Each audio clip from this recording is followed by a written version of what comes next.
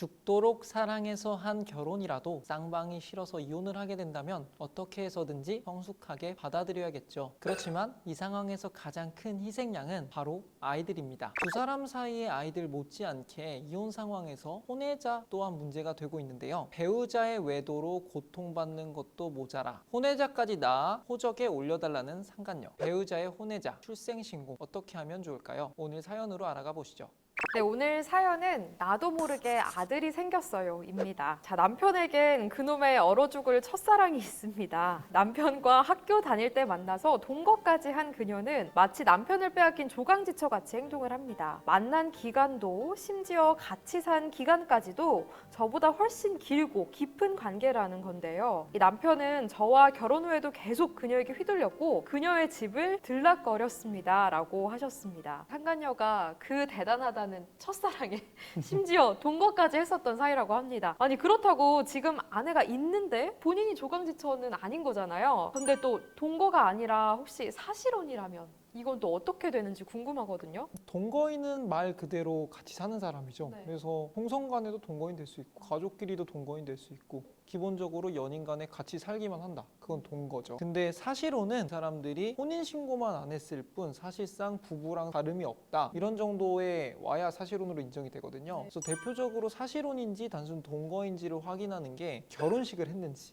서로에 대한 호칭이 부부들이 쓰는 뭐 여보야든지 자기라든지 이런 식의 호칭이 있는지도 많이 보고요. 그리고 다른 사람한테 이 사람을 단순히 여자친구, 남자친구로 소개하는지 아니면 내 아내라고 소개를 하는지 이런 것도 많이 참작이 되고요. 여기서 또 중요한 게 결혼을 하면은 이제 각자 가족들에게 새로운 가족이 생기는 거잖아요. 네. 그래서 서로 상대방의 가족 행사에도 얼마나 참여하였고 거기서 스스로를 어떻게 소개했는지 다 총체적으로 참작이 돼서 판단이 돼요. 그래서 유명한 판례가 단순히 남녀가 같이 살면서 간헐적인 종교만 했다고 해서 사실혼으로 인정받지는 못하고 이러한 다양한 조건들을 만족시켜서 더 밀접한 관계로 인정이 돼야만 사실혼 관계로 인정될 수 있습니다. 둘 사이의 관계뿐만 아니라 뭔가 이제 주변 상황에서도 우리가 이제 부부로서 인정을 받았느냐가 중요한 역할을 하는 걸로 보이는데요. 과거에 동거 사실을 숨겼다는 게 이혼 사유가 될 수 있을까요? 과거에 동거를 했다는 이유만으로 이혼이 되진 않죠. 이혼 사유는 재판상 이혼의 경우는 법으로 정하고 있으니까요.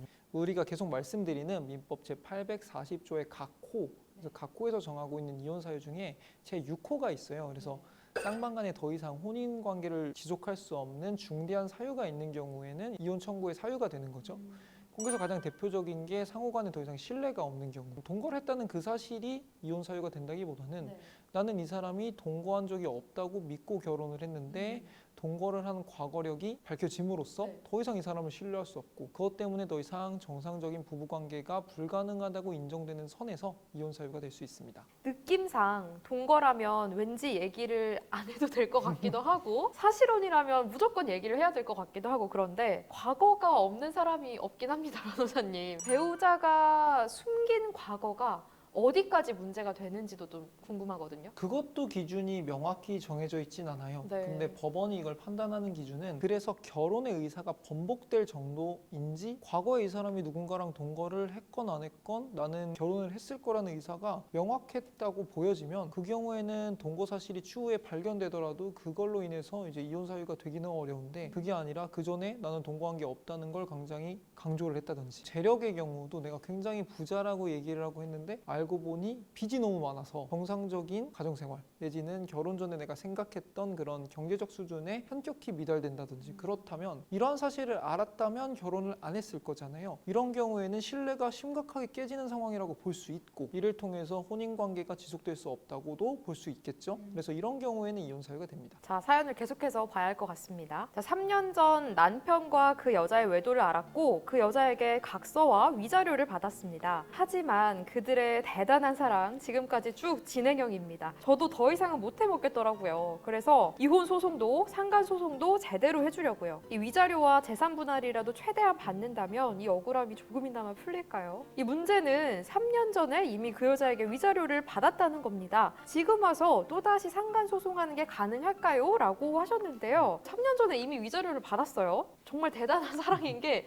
상간 소송으로 위자료까지 주고 또 만나고 있는 겁니다. 뭐 위자료 줬으니까 이제 무서울 거 없다 약간 이런 느낌인 것 같은데 어떻게 이렇게 상간 소송하고 위자료도 받았는데 안 헤어지고 계속 만난다면 방법이 없는 걸까요? 쉽게 말하면 위자료 청구를 다시 하시면 돼요. 아, 왜냐하면 위자료가 무슨 정기구독 서비스가 아니잖아요. 위자료를 냈다고 해서 지금 합법적으로 만날 수 있는 게 아니라 위자료를 내면 이제 내가 기존에 했던 그런 불법 행위, 상대방에게 정신적으로 피해를 끼쳤던 행위에 대해서 배상을 하는 거기 때문에 그 이후에도 내가 계속 상관을 했다면 새로운 불법 행위를 한 거잖아요. 거기에 대해서 다시 위자료 청구 소송을 할 수 있고요. 네. 흔히 우리가 위자료를 재판으로 청구하지 않고 뭐 각서 같은 걸 받는다고 하는 걸 법적으로는 부재소 합의라고 해요. 여기에 대해서 우리 둘이 합의를 이렇게 얼마를 받고 화해를 하기로 합의를 했고 대신에 이거에 대해서 민영자상 책임을 더 이상 묻지 않는다. 쉽게 말하면 소송하지 않겠다는 합의를 하는 게 바로 부재소 합의인데요. 부재소 합의를 하면은 재판을 한 거랑 비슷한 효력이 발생하기 때문에 여기에 대해서 소송을 하면 각하가 돼요. 그 소송물에 대해서. 이러한 걸 기판력이라고 하는데 기판력이 미치는 범위는 그 소송물에 국한되는 거예요. 그래서 내가 각서를 쓰면 오늘까지 한 이 불법 행위에 대해서 더 이상 물을 수 없는 거지 그 다음 날부터 새롭게 하는 불법 행위는 미치지 않기 때문에 각서를 쓴 이후에 합의금을 준 이후에도 계속 상관을 했으면 거기에서는 새롭게 위자료 청구 소송이 가능한 거죠.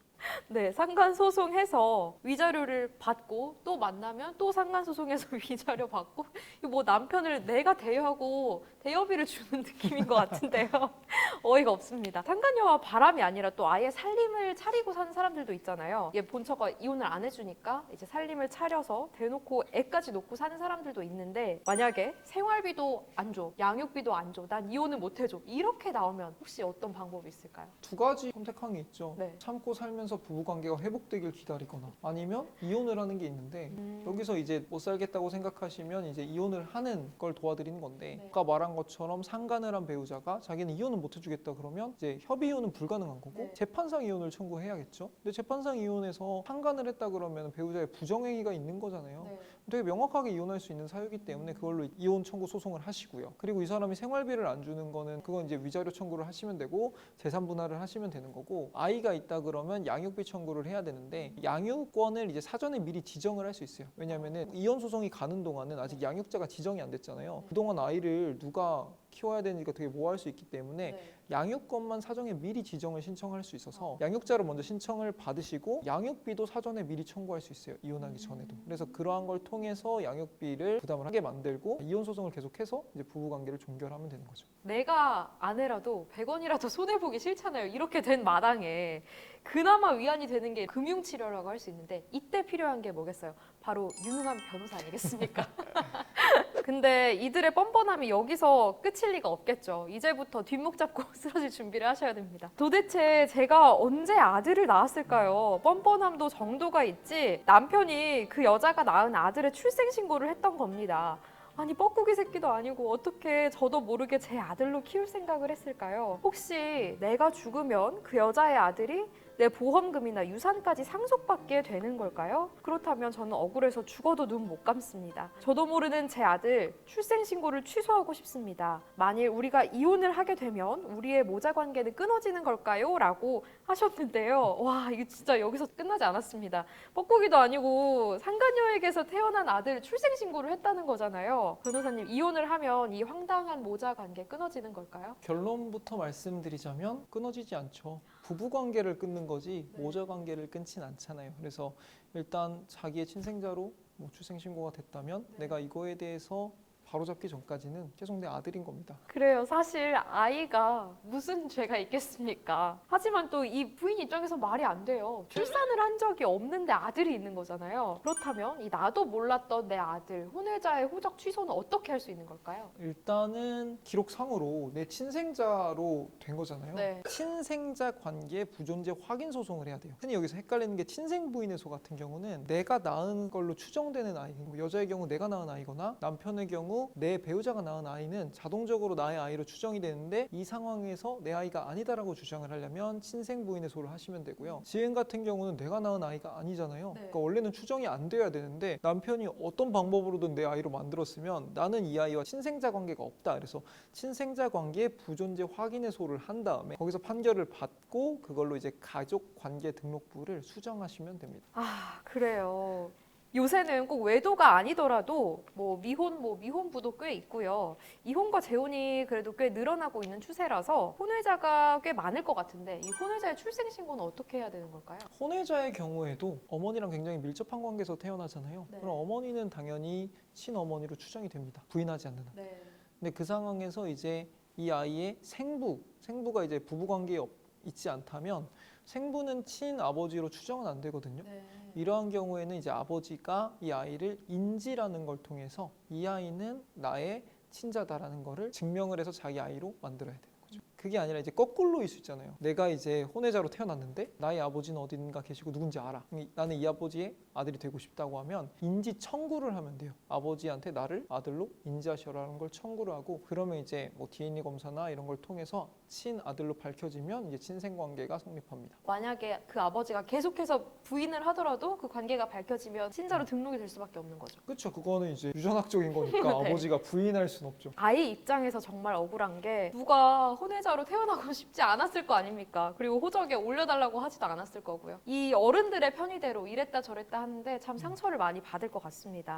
그래서 이 인지를 청구라는 게 그런 파렴치한 상황도 많이 생각해 볼 수 있지만 네. 보통은 그런 게 아니라 아버지가 돌아가신 상태에서 자기가 인지를 받고 싶은데 아버지가 돌아가셨기 때문에 인지 청구를 하고 이러면 이제 법무부나 검사나 이런 사람들이 이 절차들을 밝혀서 돌아가신 분이지만 얘가 친생자다라는 게 밝혀지고 그럼 이 상속분에 대해서 나중에 이 사람도 권리가 생기거든요. 이거를 이제 분할 청구를 할 수 있는 그런 경우에 인지 청구가 많이 되고 있습니다. 이제 또 궁금해지는 게 이 상속에 관련해서 궁금한 점이 생길 수 있을 것 같은데 혼외자와 친생자 사이에 이 상속 시에 유불리가 있을까요? 그렇다기보다는 일단 상속을 받았을 때는 직계 비속 1순위가 되잖아요. 네. 그러니까 친생자들만 일단은 상속권이 있는 거죠. 근데 이제 혼외자 같은 경우는 친생자로 추정이 안 되기 때문에 일단 상속권이 없는데 혼외자의 경우 인지를 통해서 친생자가 되면 그때는 상속권은 똑같이 인정받습니다. 자, 오늘 사연 나도 모르는 내 아들이 있다. 상상하는 것만으로도 머리가 지끈거리는데요. 우리가 살면서 가족관계 증명서를 떼볼 일이 많이 없거든요. 이 기회에 한번 떼보는 것도 괜찮을 것 같습니다.